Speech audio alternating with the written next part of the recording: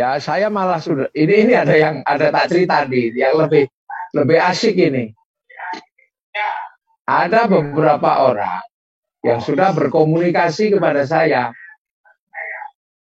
Nah, ini komunikasi bertanya, Gus, apakah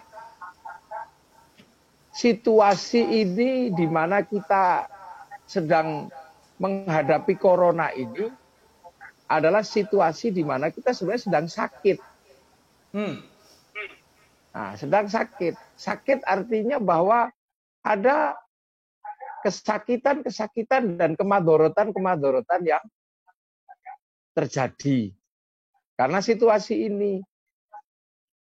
Apakah ini termasuk famangkana minkum maridon? Itu sudah ada. Kalau ini termasuk famangkana minkum maridon, maka bisa faidatum min ayyamin ukhor. Nah, itu ada yang ngajak berpikir nyeleneh begitu juga sudah ada. Tapi ya cukup secara akal. Kondisi kita sedang sakit gimana? Ya kalau sedang sakit kan famangkana minkum maridon aw ala safarin faidatum min ayyamin ukhor. Kalau sakit, nah ini apakah virus corona ini masuk kategori maridon? Karena yang tidak sakit pun di lockdown sehingga seperti orang sakit tidak bisa kemana-mana. Dan masyarakat dalam mencari kehidupan. Nah, apakah ini bisa termasuk kategori famangkana minkum maridon? Nah, ini sudah ada yang ngajak komunikasi seperti itu. Tapi saya belum jawab. Nah, enggak lah. Kalau ya itu butuh basul masail. Oke. Itu butuh basul masail dan inilah. Cuman kalau situasi ini masih seperti ini, ya Ramadan aja nanti kita Ramadanan biasa. Kita sambut Ramadan dengan penuh sukacita, iman dan wahtisaban ya kita sambut. Terus sebentar lagi Ramadan kita sambut. Waktunya taraweh, ya taraweh. Mau taraweh maksimal ya boleh. Minimal berarti 8 rakaat. Atau ya cukup isya aja. Tarawehnya enggak, sunat boleh aja jalan. Karena ini maridon nih wow. Ya jangan-jangan begitu. Ada yang sudah pandangannya seperti itu. Tapi itu belum menjadi pandangan umum. Masih pandangan personal. Ya cuma nanti kan masalahnya ada beberapa yang dulu dianggap sesuatu yang menyalahi aturan, tapi ternyata imbasnya ada.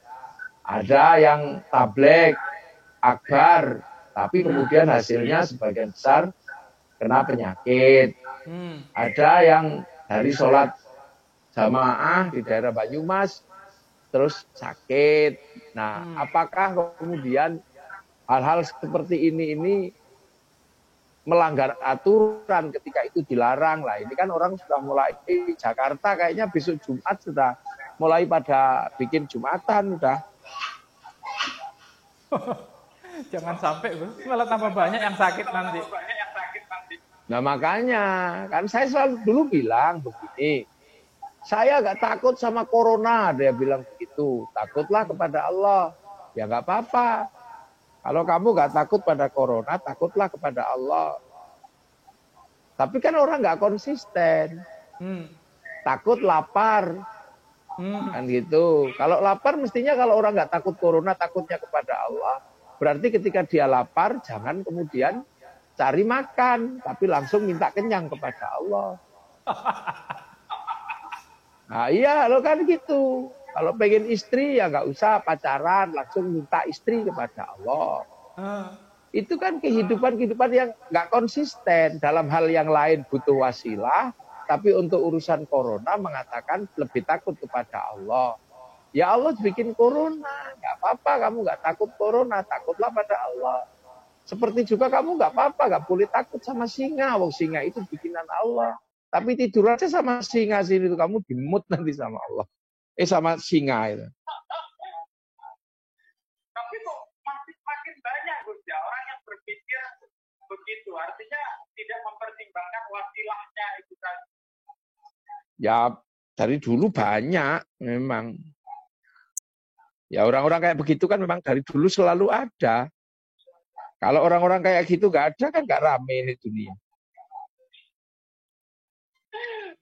Tapi ini menarik sebenarnya kalau menurut ini kan kita sebenarnya sudah mengalami pra-lockdown sudah agak lama. Artinya era ke social distancing sebenarnya dengan adanya internet itu sudah kita mulai sejak adanya internet. Orang beli itu sudah nggak ketemu sama orangnya. Orang mau makan tinggal pencet dari dalam rumah terus langsung datang makanannya. Terus sekarang di lockdown. Kayak semacam saya membayangkan kayak persiapan menuju lockdown sebenarnya. Adanya internet dan macam-macam itu. Nah itulah yang kan memang sebenarnya ini hanya finishing touch dari yang namanya lockdown jangka panjang. Sudah sebenarnya beberapa hukum fikih sudah agak kepake, itu ada dulu masih membicarakan aku jual, aku beli. Nah sekarang akad seperti itu mana ada, duitnya aja nggak ada, duitnya langsung ATM digesek itu. Terus dari dulu orang kan mesti keluar rumah kalau cari informasi. Sekarang di dalam rumah sudah dapat informasi. Jadi orang sudah sambil tidur kan bisa melakukan banyak hal. Dulu orang mesti ke tepi sungai Jal untuk ngintip orang mandi. Sekarang di dalam rumah bisa lihat orang telanjang. Dulu kan udah lama itu. Dulu orang mesti ngundang ketemu orang. Sekarang dari dalam rumah bisa WA. Dulu orang bisa marah-marah harus ketemu. Sekarang sambil tidur bisa marah-marah. Jadi kehidupan manusia selama ini kan memang sudah mengarah kepada sistem lockdown besar. Iya kan sudah melockdown besar. Beli sudah nggak keluar rumah. Beli sudah tinggal pakai angka digital. Orang mau ngomong sudah nggak perlu kemana-mana, tapi dalam rumah. Jadi kehidupan kita ini kan sudah mempersiapkan diri untuk lockdown. Makanya kemudian kalau corona dengan sistem lockdown ini adalah sesuatu yang baru, sebenarnya bukan. Perilakunya udah mulai cukup lama. Di finishing touch-nya aja. Jadi persiapannya sudah lama, ini finishing touch dari... Iya, udah cukup lama itu. Dan ini kan yang nyiapin kan nggak banyak. Dulu orang jalan cari orang, ya. Tapi sekarang nggak perlu kemana-mana, disiapkan oleh Mark Zuckerberg namanya Facebook. Iya kan?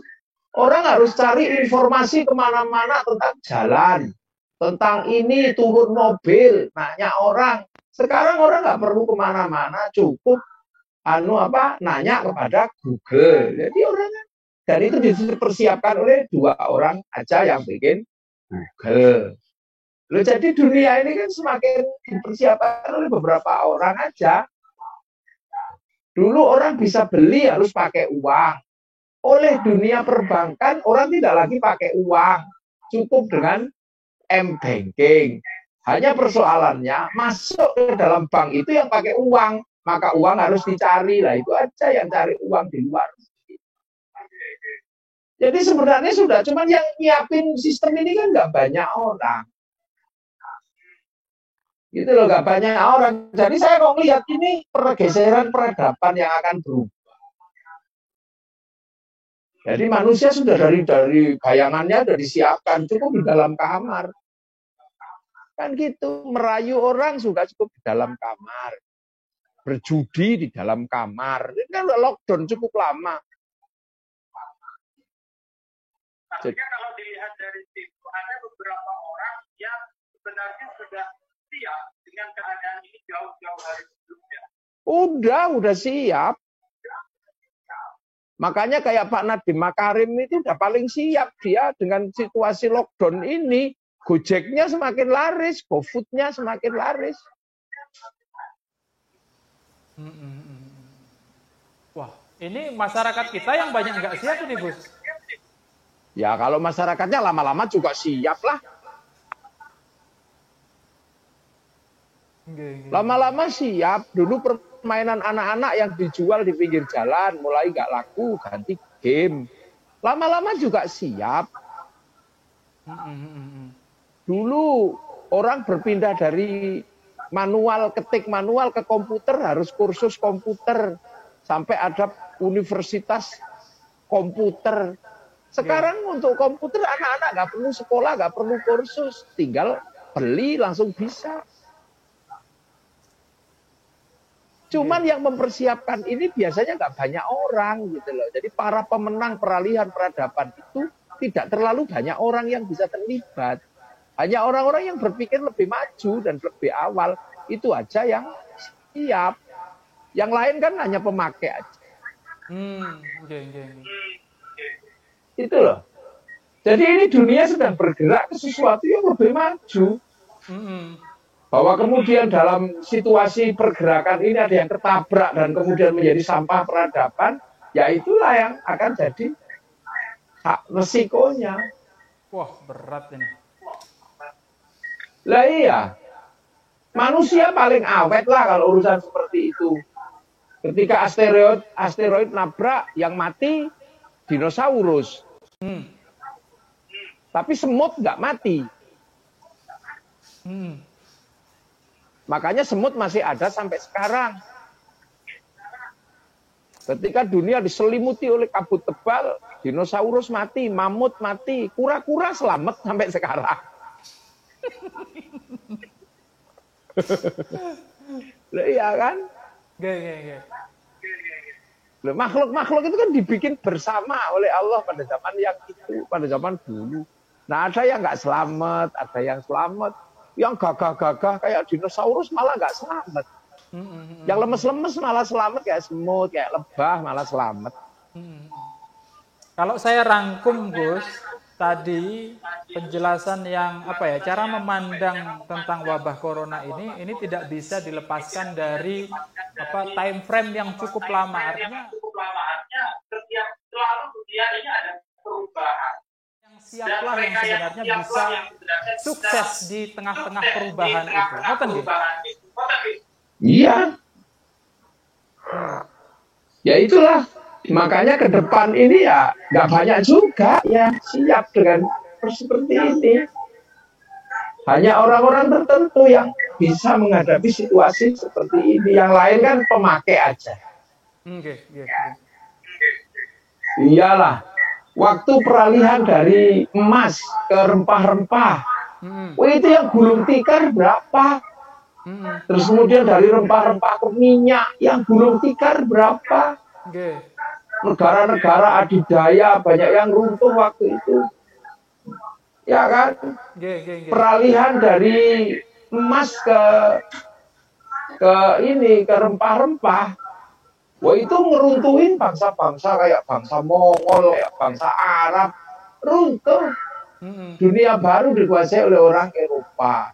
Begitu revolusi industri yang megang dunia ya orang yang berada dalam ruang industri. Dan itu Eropa yang menang. Negara-negara Islam kalah. Negara-negara Timur Tengah kalah.